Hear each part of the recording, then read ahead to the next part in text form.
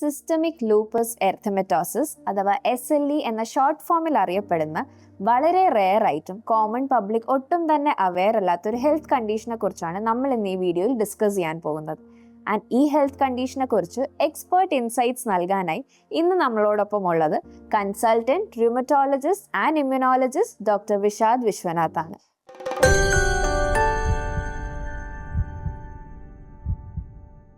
So നമ്മൾ ഇന്ന് discuss ചെയ്യാൻ പോകുന്ന SLE കുറിച്ചാണ്. അപ്പോൾ ഈ സിസ്റ്റമിക് ലൂപ്പസ് എർത്തമെറ്റോസിസ് എന്താണെന്ന് ഒരു സിമ്പിൾ വേർഡ്സിൽ കോമൺ പീപ്പിളിനായിട്ട് ഒന്ന് എക്സ്പ്ലെയിൻ ചെയ്യാമോ?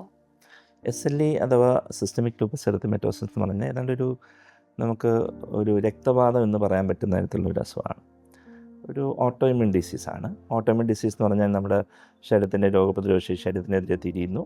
ശരീരത്തിൻ്റെ വിവിധ കോശങ്ങൾക്ക് നാശമുണ്ടാക്കി വരുന്ന അസുഖങ്ങളെയാണ് നമ്മൾ ഓട്ടോഇമ്യൂൺ ഡിസീസസ് ആയിട്ട് പറയുന്നത്. അതിനകത്ത് ഏറ്റവും പ്രോട്ടോടൈപ്പ് ആയിട്ടുള്ള, അതായത് ഏറ്റവും ടിപ്പിക്കലായിട്ടുള്ള അസുഖമാണ് SLE എന്ന് പറയുന്നത്. ഇത് നമ്മുടെ ഒരു സന്ധിവാതമാണ്. എന്നാൽ സന്ധികൾക്ക് പുറമെ മറ്റ് അവയവങ്ങളെ ബാധിക്കാവുന്ന ഒരു അസുഖം കൂടെയാണ്.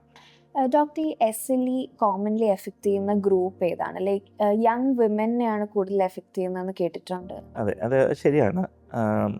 SLE ശരിക്കും പറഞ്ഞാൽ അത്ര വളരെ സാധാരണമായിട്ട് അസുഖമല്ല.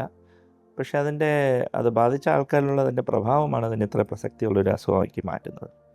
ശരിക്കും പറഞ്ഞാൽ നമുക്ക് കണക്കുകൾ നോക്കുകയാണെങ്കിൽ ഒരു 10,000 ഒരാളെ ബാധിക്കുന്ന ഒരു അസുഖമാണ് SLE എന്ന് പറയുന്നത്. പക്ഷേ പ്രധാനമായിട്ട് ഇത് എഫക്റ്റ് ചെയ്യുന്ന ഈ പറഞ്ഞ പോലെ ചെറുപ്പക്കാരായാലും സ്ത്രീകളെയാണ് അധികമായിട്ട് ഈ അസുഖം ബാധിക്കുന്നത്. പ്രത്യേകിച്ച് ഒരു 15 വയസ്സ് മുതൽ 45 വയസ്സുള്ള ഒരു ഏജ് ഗ്രൂപ്പിലുള്ള ലേഡീസിനെയാണ് ഇത് മാക്സിമം എഫക്റ്റ് ചെയ്യാറുള്ളത്. പുരുഷന്മാരിൽ ഇത് വരാം, പക്ഷേ വന്നു കഴിഞ്ഞാൽ അത്ര സാധാരണമല്ലെങ്കിലും വന്നു കഴിഞ്ഞാൽ ഇത് വളരെ തീവ്രമായിട്ട് വരാൻ പറ്റുന്നൊരു അസുഖമാണ്. ഡോക്ടർ, അത് എന്തുകൊണ്ടാണ് ലൈക്ക് വിമനെ കൂടുതൽ എഫക്റ്റ് ചെയ്യുന്നത്? പല തിയറീസ് അതിനകത്ത് നിലവിലുണ്ട്. ഒന്നെന്ന് വെച്ച് കഴിഞ്ഞാൽ സ്ത്രീകളുടെ ക്രോമസോം ഘടന എന്ന് പറഞ്ഞാൽ XX ആണ്, പുരുഷന്മാരുടെ എന്ന് പറഞ്ഞാൽ XY ആണ്. അപ്പോൾ ഈ X ക്രോമസോമിനകത്ത് നമ്മുടെ ഈ രോഗപ്രതിരോധ ശേഷിയായിട്ട് ബന്ധപ്പെട്ട ഒട്ടേറെ ജീനുകൾ അടങ്ങിയിട്ടുണ്ടെന്നാണ് നമ്മുടെ പഠനങ്ങൾ സൂചിപ്പിക്കുന്നത്. അപ്പോൾ നാച്ചുറലി സ്ത്രീകൾക്ക് ഡബിൾ ഡോസ് ഓഫ് X ക്രോമസോമാണ് കിട്ടുന്നത്. അപ്പോൾ അങ്ങനെ വരുമ്പോഴത്തേക്കും ആ രോഗപ്രതിരോധ ശേഷി ബന്ധപ്പെട്ട ജീൻസിൻ്റെ എക്സ്പ്രഷൻ അധികമായിട്ട് സ്ത്രീകളിൽ ഉണ്ടാകുന്നു എന്നതാണ് ഇതിനുള്ള ഒരു ഘടകമായിട്ട് പറയുന്നത്. രണ്ടാമത് സ്ത്രീകളിൽ ഒരു സ്ത്രൈണതയായിട്ട് ബന്ധപ്പെട്ടുള്ള ഹോർമോണാണ് ഈസ്ട്രജൻ എന്ന് പറയുന്നത്. ഈസ്ട്രജനും രോഗപ്രതിരോധ ശേഷിയെ ശരീരത്തിനെതിരെ തിരിക്കുവാനുള്ള ഒരു ശേഷിയുണ്ട് എന്നും നല്ല രീതിയിൽ ശാസ്ത്ര പഠനങ്ങൾ സൂചിപ്പിക്കുന്നു. പ്രധാനമായിട്ട് ഈ രണ്ട് ഘടകങ്ങൾ കൊണ്ടാണ് സ്ത്രീകളുടെ ഈ അസുഖം കൂടുതലായിട്ട് കാണുന്നത്. പിന്നെ ഡോക്ടർ, ഈ SLE ഗ്രേറ്റ് ഇമിറ്റേറ്റർ എന്ന് പറയാറുണ്ട്. ലൈക്ക് എന്തുകൊണ്ടാണ് അങ്ങനെ പറയപ്പെടുന്നത്? ഞാൻ നേരത്തെ സൂചിപ്പിച്ചാണ് SLE ഒരു രക്തവാതമാണ് അല്ലേ. അപ്പം ശരിക്കും പറഞ്ഞാൽ നമ്മൾ അത് ഒരു മനസ്സിലാക്കാനൊരു സിംപ്ലിസിറ്റിക്ക് വേണ്ടിയാണ് അങ്ങനെ പറയുന്നത്. അപ്പോൾ ബേസിക്കലി രക്തക്കൊഴൽ കൂടെ പോകുന്ന ഒരു വാദം എന്ന് നമുക്കതിനെ മനസ്സിലാക്കിയെടുക്കാം. അപ്പോൾ രക്തക്കൊഴലില്ലാത്തൊരു ഭാഗം ശരീരത്തിലില്ല. ചുരുക്കം പറഞ്ഞാൽ അടി മുതൽ മുടി വരെ ശരീരത്തിലെ എല്ലാ അവയവങ്ങളെയും ഈ അസുഖം ബാധിക്കാം. മുടി കൊഴിച്ചിലായിട്ട് വരാം, അല്ലെങ്കിൽ കണ്ണുകൾക്ക് കാഴ്ചക്കുറവായിട്ട് വരാം, വായിൽ പുണ്ണായിട്ട് വരാം, സ്കിന്നിൽ വിവിധ തരത്തിലുള്ള റാഷസ് ആയിട്ട്, പാടുകളായിട്ട്, ചുവന്ന പാട്, പ്രത്യേകിച്ചും സൂര്യപ്രകാശത്ത് പോകുമ്പോൾ ഉള്ള പാടുകളായിട്ട് വരാം. വിട്ടുമാറാത്ത പനിയായിരിക്കാം പലപ്പോഴും രോഗലക്ഷണം. വർഷങ്ങളോളം വിട്ടുമാറാത്ത പനിയായിട്ട് പോയിട്ട് SLEയെക്കുറിച്ച് ചിന്തിച്ച് SLE ഡയഗ്നോസ് ചെയ്ത് വരുന്ന രോഗികൾ വരുന്നുണ്ട്. നമുക്ക് സന്ധിവേദനയായിട്ട് വരാം. ശ്വാസകോശത്തെ, ഹൃദയത്തെ, കിഡ്നിയും ഏതവയവത്തെയും ബാധിക്കാവുന്ന ഒരു അസുഖമാണ്. അപ്പം അതുകൊണ്ട് തന്നെ ഇത്രയും അധികം അവയവങ്ങളെ ബാധിക്കുന്ന അസുഖം എന്ന നിലയിൽ ഒരുവിധം ഏതൊരു രോഗലക്ഷണത്തിൻ്റെയും ഡിഫറൻഷ്യൽ ഡയഗ്നോസ് ആയിട്ട്, അതായത് ആ രോഗലക്ഷണത്തിൻ്റെ ഒരു പോസിബിലിറ്റിയെ നമ്മൾ കണക്കാക്കുമ്പം SLE അതിനകത്തൊരു പോസിബിലിറ്റി തന്നെയാണ്. പ്രത്യേകിച്ചും മാറാതെ നിൽക്കുന്ന ഒരു പനി, അല്ലെങ്കിൽ മാറാതെ നിൽക്കുന്ന സ്കിന്നിലെ പാടുകൾ, കിഡ്നിയിൽ അധികമായിട്ട് നിൽക്കുന്ന അസുഖങ്ങൾ, ചെറുപ്പക്കാരിൽ വരുന്ന ബ്ലഡ് പ്രഷർ, ചെറുപ്പക്കാരിൽ വരുന്ന അനീമിയ ഒക്കെ SLEയുടെ വിവിധ മുഖഭാവങ്ങളാണ്. അപ്പോൾ ഡോക്ടർ, ഈ SLEയുടെ ഡയഗ്നോസിസ് കോംപ്ലിക്കേറ്റഡ് ആണോ അതോ ഈസി ആയിട്ട് ഡയഗ്നോസ് ചെയ്യാൻ പറ്റുമോ? SLEയുടെ അത് ശരിക്കും പറഞ്ഞാൽ ചില ലക്ഷണങ്ങൾ വളരെ കാതലാണ്. അതുണ്ടെങ്കിൽ SLEയുടെ ഡയഗ്നോസിസ് വളരെ അത്ര കോംപ്ലിക്കേറ്റഡ് അല്ല എന്ന് തന്നെ പറയാം. ഉദാഹരണത്തിന് നമ്മൾ SLEയുടെ ഒരു ക്ലാസിക്കലായിട്ട് പറയുന്നതെന്ന് പറഞ്ഞാൽ മാലാർ റാഷ് എന്ന് പറയും. അതായത് നമ്മുടെ ഈ കവിളിൽ രണ്ട് വശത്തും വരുന്ന സൂര്യപ്രകാശത്ത്, പ്രത്യേകിച്ച് സൂര്യപ്രകാശത്ത് പോകുമ്പം വളരെ ലൈറ്റപ്പ് ചെയ്യുന്ന തരത്തിൽ, അത് നല്ലതായിട്ട് ചോക്കുന്ന രീതിയിലുള്ള rashes, butterfly rash, malar rash എന്നൊക്കെ പറയുന്ന ഒരു ഇതുണ്ട്. അതെന്ന് പറഞ്ഞാൽ വളരെ ടിപ്പിക്കലാണ്. പിന്നെ ഈ പെട്ടെന്ന് വരുന്ന മുടി കൊഴിച്ചിൽ, അതിനകത്ത് ചില പാറ്റേൺസുള്ള മുടി കൊഴിച്ചിലുകൾ. പിന്നെ രക്തത്തിൽ നോക്കുമ്പോൾ ചിലപ്പം ഒരു സിംറ്റം ഉണ്ടാവില്ല. രക്തം പോയി ടെസ്റ്റ് ചെയ്യുന്ന സമയത്ത് WBC കൗണ്ട് ഒത്തിരി കുറഞ്ഞ് കാണുന്നു. ഇപ്പോൾ ഒരു ചെറുപ്പക്കാരായ ഒരു സ്ത്രീയിൽ പ്രത്യേകിച്ചും സ്ത്രീയിൽ ഒരു ഈ WBC കൗണ്ട് കുറയുന്ന ഒരു അവസ്ഥയിൽ നമ്മൾ SLEയും ഒരു പോസിബിലിറ്റി ആയിട്ട് കണക്കാക്കും. എന്നാൽ ചില സാഹചര്യങ്ങളിൽ ഇത് വളരെ കോംപ്ലിക്കേറ്റഡ് ആയിരിക്കും. നേരത്തെ പറഞ്ഞ പോലെ വിട്ടുമാറാത്ത പനിയുടെ കോസ് എന്ന് പറഞ്ഞാൽ നമുക്ക് എണ്ണാൻ പറ്റാത്തത്രയും കാരണങ്ങളുണ്ട് വിട്ടുമാറാത്തൊരു പനി എന്ന് പറയുമ്പോൾ. ചില സാഹചര്യങ്ങളിൽ അസുഖം വളരെ ഡിലേഡ് ആയിരിക്കും അതിൻ്റെ പ്രസൻറ്റേഷൻ വരുന്നത്. അതായത് അസുഖം തുടങ്ങി കുറേ നാളായി കാണും, പക്ഷേ അത് കാര്യമായ ലക്ഷണങ്ങൾ ബാഹ്യമായിട്ട് ഉണ്ടാക്കാതെ ഉള്ളിൽ തന്നെ കുറച്ചേറെ ഡാമേജുകൾ ഉണ്ടായി പോകുന്ന സിറ്റുവേഷൻ. ഫോർ എക്സാമ്പിൾ അത് ഹൃദയത്തെ ബാധിക്കുന്ന അവസ്ഥയിലോ അല്ലെങ്കിൽ ശ്വാസകോശത്തെ ബാധിക്കുന്ന അവസ്ഥയിലോ ഈവൻ കിഡ്നിയെ ബാധിക്കുന്ന അവസ്ഥയിൽ. കിഡ്നിയെ പല രീതിയിൽ ബാധിക്കാം. ചെറിയ തോതിലൊക്കെ കിഡ്നിയെ ബാധിക്കുന്ന ചിലപ്പോൾ വർഷങ്ങളോളം പോയ ശേഷമായിരിക്കും SLEന്നൊരു ഒരു വ്യക്തമായ ഡയഗ്നോസിസിലേക്ക് വരുന്നത്. അപ്പോൾ ശരിക്കും പറഞ്ഞാൽ അതിൻ്റെ ലക്ഷണങ്ങൾ പോലെ ഇരിക്കും ഇതിൻ്റെ ഡയഗ്നോസിസിൻ്റെ ഒരു കോംപ്ലിക്കേഷൻ എന്ന് പറയുന്നത്. ഡോക്ടർ, അപ്പോൾ ഈ SLEയുടെ early warning signs and symptoms എന്തൊക്കെയാണ്? SLEയുടെ സിംറ്റംസ് നമ്മൾ വളരെ ഏറ്റവും ബേസിക്കായിട്ട് തുടങ്ങുകയാണെങ്കിൽ അതിൻ്റെ ഒരു പ്രസൻറ്റേഷൻ നമ്മൾ SLE ഒത്തിരി കാണുന്ന ഒരു ക്ലിനീഷ്യൻസിൻ്റെ മനസ്സിൽ തോന്നുന്നു പറഞ്ഞാൽ ഒരു ചെറുപ്പക്കാരിയായ ഒരു വ്യക്തി, അവരിലാണ് നമ്മൾ ഏറ്റവും കൂടുതൽ സസ്പെക്ട് ചെയ്യുന്നത്. കാര്യം male is to female ratio SLEയിൽ ഓൾമോസ്റ്റ് 10:1 ആണ്. അതായത് 10 സ്ത്രീകളിൽ ഈ അസുഖം വരുമ്പോൾ ഒരു പുരുഷൻ്റെ അസുഖം വരുന്നതാണ്. അപ്പോൾ പ്രധാനമായിട്ടും നമ്മുടെ മനസ്സിൽ വരുന്നത് ചെറുപ്പക്കാരുടെ സ്ത്രീയിൽ വരുന്ന ഇമ്മ്യൂൺ മീഡിയേറ്റഡ് ആയിട്ടുള്ള ലക്ഷണങ്ങളായിട്ട് വരുന്ന ഒരവസ്ഥ. അത് അപ്പോഴാണ് നമ്മൾ SLEയുടെ ട്രിഗർ ഏറ്റവും കൂടുതലായിട്ട് വരുന്നത്. എന്ന് വെച്ചാൽ പുരുഷന്മാരിൽ വന്നു കഴിഞ്ഞാൽ ഡയഗ്നോസ് ചെയ്യാൻ പറ്റില്ല എന്നല്ല, സംശയിച്ച് കഴിഞ്ഞാൽ ഡയഗ്നോസ് ചെയ്യാൻ പറ്റുന്നത് തന്നെയാണ്. ഏറ്റവും സാധാരണമായിട്ട് കാണുന്നൊരു മാനിഫെസ്റ്റേഷൻ എന്ന് പറഞ്ഞു കഴിഞ്ഞാൽ ഞാൻ ഈ മാലാർ റാഷ് എന്ന് പറഞ്ഞൊരു കണ്ടീഷൻ. മാലാർ റാഷ് എന്ന് പറഞ്ഞാൽ നമ്മുടെ കവിളിൻ്റെ ഇരുവശത്തുമുള്ള ഭാഗങ്ങളിൽ നല്ല ചുവന്നിരിക്കുന്ന ഒരവസ്ഥ. അത് പ്രത്യേകിച്ചും സൂര്യപ്രകാശത്ത് മുമ്പ് വളരെ അധികം ചുവപ്പ് കൂടുന്നൊരു സിറ്റുവേഷനാണ്. അത് വളരെ ടിപ്പിക്കലാണ്. ഒരു 60-70% SLE രോഗികളിൽ വരെ അത് കാണാം. പിന്നെ അല്ലാതെ വരാൻ പറ്റുമെന്ന് പറഞ്ഞാൽ പ്രത്യേക തരത്തിലുള്ള ചില വായിലെ പുണ്ണുകൾ, അത് SLEയുടെ ഒരു ലക്ഷണമായിട്ട് മാറാം. മുടി കൊഴിച്ചിൽ ചിലപ്പോൾ മൊത്തമായിട്ടുള്ള മുടി കൊഴിച്ചിലായിരിക്കും, അല്ലെങ്കിൽ പാച്ചി അവിടെ ആയിട്ടുള്ള പാച്ചസ് ആയിട്ട് വരുന്ന മുടി കൊഴിച്ചിലായിരിക്കാം. അതിൻ്റെ കൂടെ തന്നെ ചെവിയിലോ അല്ലെങ്കിൽ മുഖത്തോ അല്ലെങ്കിൽ ശരീരത്തിലെ ഏത് ഭാഗത്തും വരാൻ പറ്റുന്ന തരത്തിലുള്ള ഒരു DLE എന്ന് പറഞ്ഞ റാഷ് ഉണ്ട്. എന്ന് വെച്ച് കഴിഞ്ഞാൽ അതൊരു സ്കിന്നിൽ വരുന്ന ഒരു മാനിഫെസ്റ്റേഷൻ, കുറച്ച് കറുത്തിട്ടും ചുവന്നിട്ടുമൊക്കെ ആയിട്ട് ചേർന്നിരിക്കുന്ന ചില റാഷസ്. അപ്പോൾ സ്കിന്നിൽ വരാൻ പറ്റുന്ന ലക്ഷണങ്ങൾ ഇതൊക്കെയാണ്. ഇതിന് പുറമേ വരാൻ പറ്റുന്നത് വിട്ടുമാറാത്ത പനി, പിന്നെ ശരീരഭാരക്കുറവ്, വിശപ്പ് കുറവ്, പിന്നെ സന്ധിവേദന അത്ര നമ്മളൊരു സന്ധിവാത രോഗത്തിൻ്റെ ഗണത്തിലാണ് SLE പെടുന്നതെങ്കിലും സന്ധിവേദന അത്ര കോമൺ അല്ല SLE. പിന്നെ ചിലർക്ക് ഇത് മസിലിനെ ബാധിക്കാം. നല്ല മസിൽ വേദന വരാം, ചിലപ്പോൾ മസിലിന് ബലക്കുറവ് വരാം.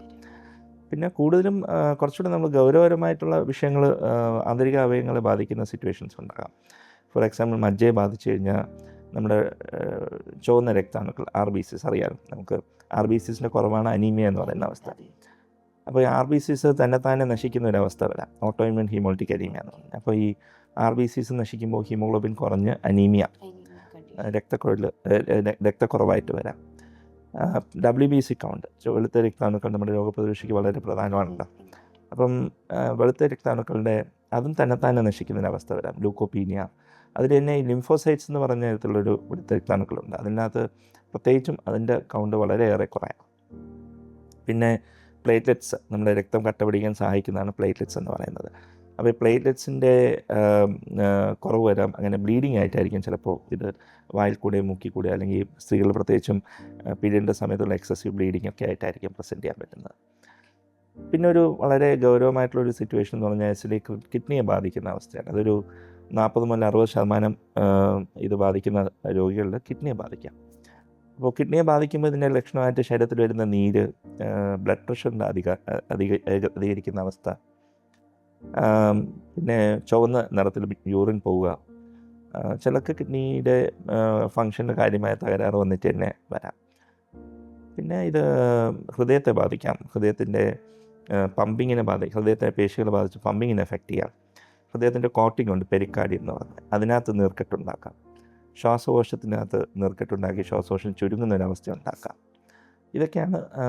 പിന്നെ ന്യൂറോ ലൂപ്പസ് എന്ന് പറയുന്ന ഞരമ്പുകളെ ബാധിക്കുന്ന അവസ്ഥ. ഇതൊക്കെയാണ് SLEയുടെ വിവിധ ലക്ഷണങ്ങൾ എന്ന് പറയുന്നത്. ഡോക്ടർ, ഈ SLE വരുന്ന പേഷ്യൻസിൻ്റെ ബോഡിയിൽ എന്തൊക്കെ ചേഞ്ചസ് ആണ് വരുന്നത് ആൻഡ് ഇമ്മ്യൂൺ സിസ്റ്റം എങ്ങനെയാണ് അതിൻ്റെ ഓൺ ടിഷ്യൂസിനെ അറ്റാക്ക് ചെയ്ത് തുടങ്ങുന്നത്? ശരിക്കും പറഞ്ഞാൽ SLE എന്ന് പറഞ്ഞൊരു ഇമ്മ്യൂൺ സിസ്റ്റത്തിൽ വരുന്ന ഒരു സിംഗിൾ ഇവൻ്റ് അല്ല. ജനിതകവും പിന്നെ നമ്മുടെ ചുറ്റുപാടുകളിൽ നിന്ന് വരുന്നതായിട്ടുള്ള പല ഇവൻറ്റ്സ് മൂലം ഇമ്മ്യൂൺ സിസ്റ്റത്തിൽ വരുന്ന ചെറിയ ചെറിയ അബറേഷൻസ് അഥവാ ഇതിൻ്റെ പ്രഭാവം മൂലം ഇമ്മ്യൂൺ സിസ്റ്റത്തിൽ വരുന്ന ചെറിയ ചെറിയ ചേഞ്ചസ്, ഇതെല്ലാം കൂടെ കൂടി ആണ് ഒരു അവസ്ഥയിലേക്ക് വരുമ്പോഴാണ് SLE എന്നൊരു ഡിസീസായിട്ടത് മാനിഫെസ്റ്റ് ചെയ്യുന്നത്. പാരമ്പര്യം ജനിതകം ഒരു ഘടകം തന്നെയാണ്. ഏതാണ്ട് 30% SLE ജീൻസുമായിട്ട് ബന്ധപ്പെട്ടിട്ടാണ്. അതായത് 30% SLEയുടെ കോസ് എന്ന് പറയുന്ന ജനിതകമാണ്, ഒരു സിംഗിൾ ജീൻ അല്ല. നമ്മൾ ചില അസുഖങ്ങൾ നമ്മൾ വിചാരിക്കും പാരമ്പര്യമാണ്, അതുകൊണ്ട് അമ്മയ്ക്കും അച്ഛനും ഉണ്ടായേ പറ്റൂ കുഞ്ഞുങ്ങൾക്ക് വരാനായിട്ട്. അങ്ങനെയല്ല. ഇതിനകത്ത് ഈ ഇമ്മ്യൂൺ സിസ്റ്റത്തിനെ നിയന്ത്രിക്കുന്ന തരത്തിൽ ഒട്ടേറെ ജീനുകൾ, ഏതാണ്ട് 30,000 ജീൻസാണ് നമുക്ക് ഹ്യൂമൻ ജീനോമിലുള്ളത്.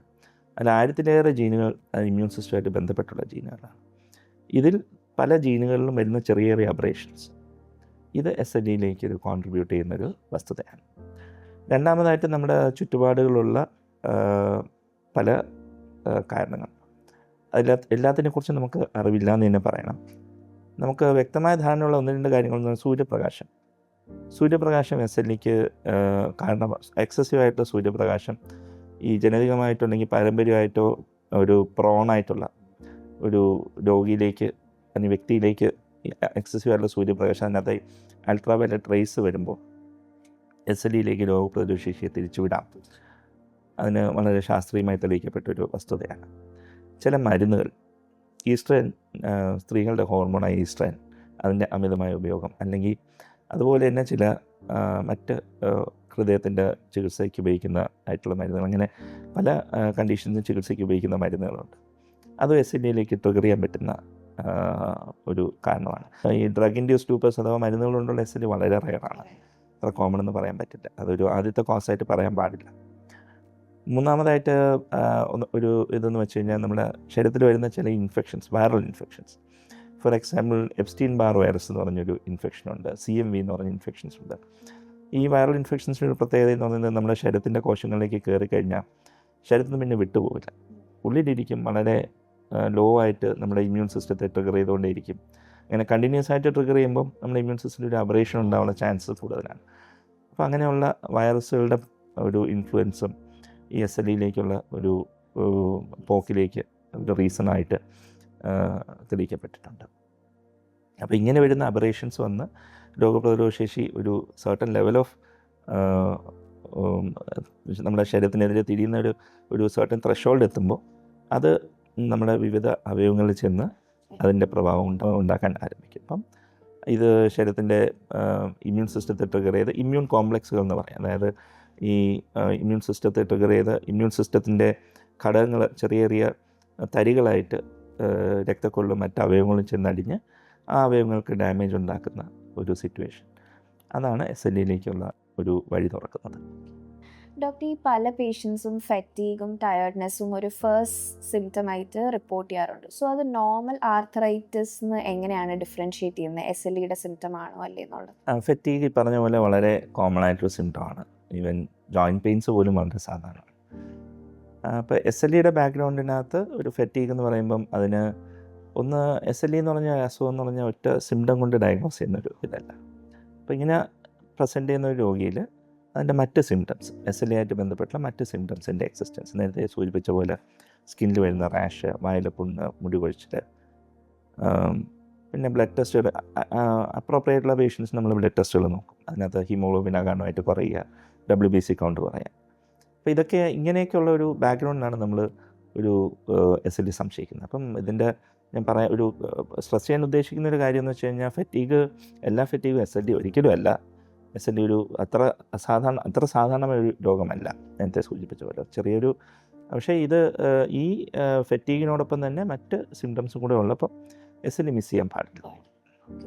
അപ്പോൾ ഡോക്ടർ, കോമൺലി യൂസ് ചെയ്യുന്ന ഡയഗ്നോസ്റ്റിക് ടെസ്റ്റ്സ് എന്തൊക്കെയാണ് SLEയിൽ? ആൻഡ് ഈ ANA ആൻഡ് dsDNA എന്താണ് on behalf of these diagnosis? SLEയുടെ ഡയഗ്നോസിസ് അതിൻ്റെ ഏറ്റവും കാതൽ എന്ന് പറഞ്ഞാൽ ശരിക്കും പറഞ്ഞാൽ ഈ ഓട്ടോഇമ്യൂൺ റൊമാറ്റിക് ഡിസീസിൻ്റെയൊക്കെ ഏറ്റവും കാതലായ ഒരു ആസ്പെക്റ്റ് എന്ന് പറഞ്ഞാൽ രോഗിയുടെ പ്രസൻറ്റേഷനാണ്.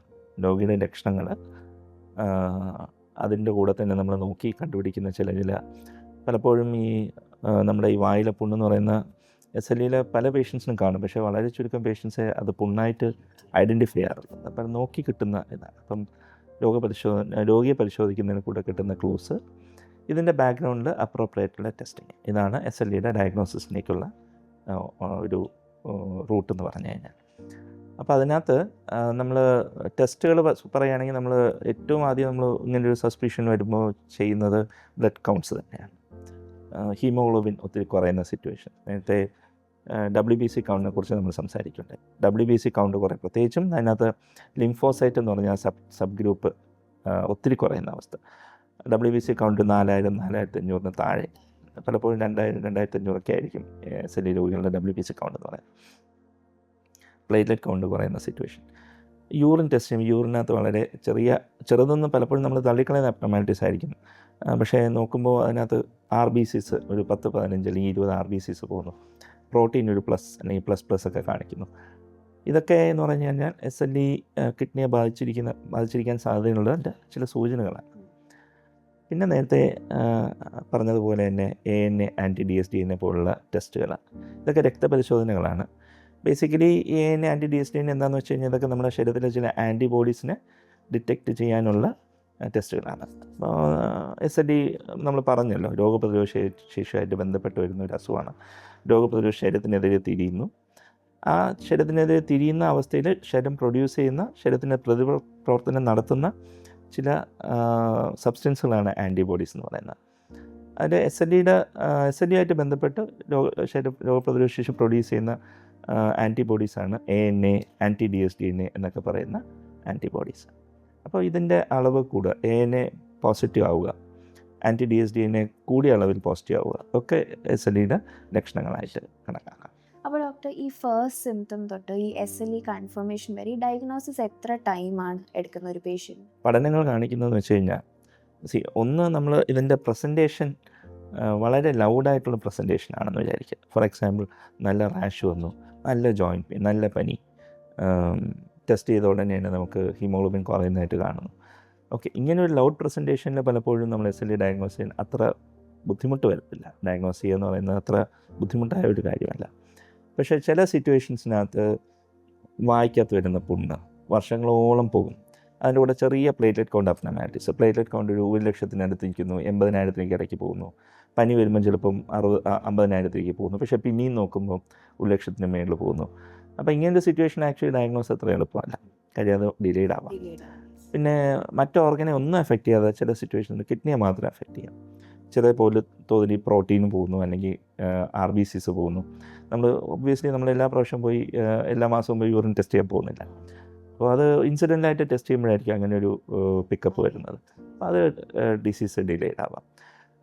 വളരെ ഇൻട്രസ്റ്റിംഗ് ആയിട്ടുള്ള പഠനങ്ങളുണ്ട് ഇതിനകത്ത്. ഫോർ എക്സാമ്പിൾ, ചില പഠനങ്ങൾ സൂചിപ്പിക്കുന്നത് ഈ ആൻറ്റിബോഡി പോസിറ്റിവിറ്റി, രോഗലക്ഷണങ്ങൾ വരുന്നതിന് മുമ്പേ തന്നെ ഈ ആൻറ്റിബോഡീസ് ഒരു പോസിറ്റീവ് ആകാമെന്നും, ഇൻഫാക്റ്റ് ചില ആൻറ്റിബോഡി പോസിറ്റിവിറ്റി ഒരു 7-8 വർഷം മുമ്പേ പോസിറ്റീവായിട്ട് SLEയിലേക്ക് പിന്നെ ലക്ഷണങ്ങൾ വരാമെന്നൊക്കെയുള്ള പഠനങ്ങളൊക്കെ ഉണ്ട്.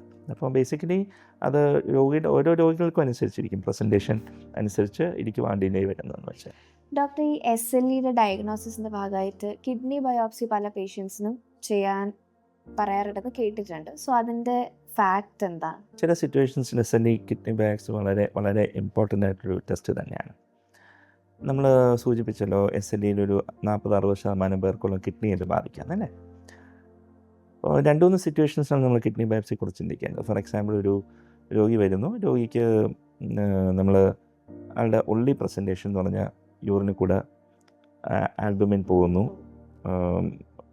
ബ്ലഡ് പോകുന്നു. ചില സാഹചര്യങ്ങളിൽ ഈ ANA ടെസ്റ്റ് പോലും നെഗറ്റീവ് ആവുന്ന സാഹചര്യങ്ങൾ വരാം. അങ്ങനത്തെ സിറ്റുവേഷനിൽ ഡയഗ്നോസിസ് കൺഫേം ചെയ്യാനായിട്ട് തീർച്ചയായിട്ടും കിഡ്നി ബയോപ്സി ഹെൽപ്ഫുള്ളാണ്. അപ്പം ഡയഗ്നോസിസ് തീർച്ചപ്പെടുത്താനായിട്ട് കിഡ്നി ബയോപ്സി പലപ്പോഴും ഹെൽപ്ഫുള്ളാണ്. പിന്നെ ടിപ്പിക്കലായുള്ള മാനിഫെസ്റ്റേഷൻസ്, നമുക്ക് ഈ ലക്ഷണങ്ങളെല്ലാം ചേർന്ന് വരുന്നില്ല എന്നുള്ള സിറ്റുവേഷൻസിനകത്തൊക്കെ കിഡ്നിയിൽ ചെറിയ അബ്നോർമാലിറ്റീസ് ഉണ്ടെങ്കിൽ അതിനെ പുറകെ പിടിച്ച് പോകുന്ന വഴിക്ക് നമുക്ക് കിഡ്നി ബയോപ്സി ആവശ്യമുള്ള പേഷ്യൻസിന് ചെയ്ത് കഴിഞ്ഞാൽ ഡയഗ്നോസിസിലേക്ക് എത്താൻ സഹായിക്കാറുണ്ട്. കൂടുതലും നമ്മൾ പക്ഷേ കിഡ്നി ബയോപ്സി യൂസ് ചെയ്യുന്ന സിറ്റുവേഷൻ എന്ന് പറഞ്ഞു കഴിഞ്ഞാൽ SLE ഡയഗ്നോസ് ചെയ്ത രോഗികളിൽ യൂറിനറി അബ്നോമാലിറ്റീസ് കാണുന്നു. അപ്പോൾ SLE കിഡ്നിയെ ബാധിക്കുന്നതിന് നമ്മൾ പെത്തോളജിക്കലായിട്ട് നമ്മൾ 6 ഗ്രേഡിങ് കൊടുത്തിട്ടുണ്ട്. 1, 2, 3, 4, 5, 6 എന്ന് പറയും. ഇതിൽ 1ഉം 2ഉം അത്ര ഗൗരവമായ സിറ്റുവേഷൻസ് അല്ല. 6 എന്ന് പറഞ്ഞാൽ വളരെ അഡ്വാൻസ്ഡ്, നമുക്ക് രോഗിയുടെ ആ കിഡ്നിയുടെ അവസ്ഥ നമുക്ക് മരുന്നുകൊണ്ട് ഹെൽപ്പ് ചെയ്യാൻ പറ്റാത്തൊരു സിറ്റുവേഷനാണ് നമ്മൾ 6 ഗ്രേഡ് 6 ക്ലാസ് 6 എന്ന് പറയുന്നത്. ഈ ക്ലാസ് 3, 4, 5 എന്ന് പറയുന്ന ഗ്രേഡ്സ് ഉണ്ട്. അപ്പോൾ ഈ ഗ്രേഡ്സിൻ്റെ ഈ ക്ലാസ്സസിൽ വരുന്ന കിഡ്നിയിലെ ബാധിച്ച SLEക്ക് നമ്മൾ വളരെ അഗ്രസീവായിട്ട് ട്രീറ്റ് ചെയ്യണം. അപ്പോൾ ഈ ക്ലാസ് 1ഉം 2ഉം 3ഉം 4ഉം 5 തിരിച്ചറിയാനായിട്ട് പലപ്പോഴും കിഡ്നി ബയോപ്സി വളരെ ഹെൽപ്ഫുള്ളാണ്.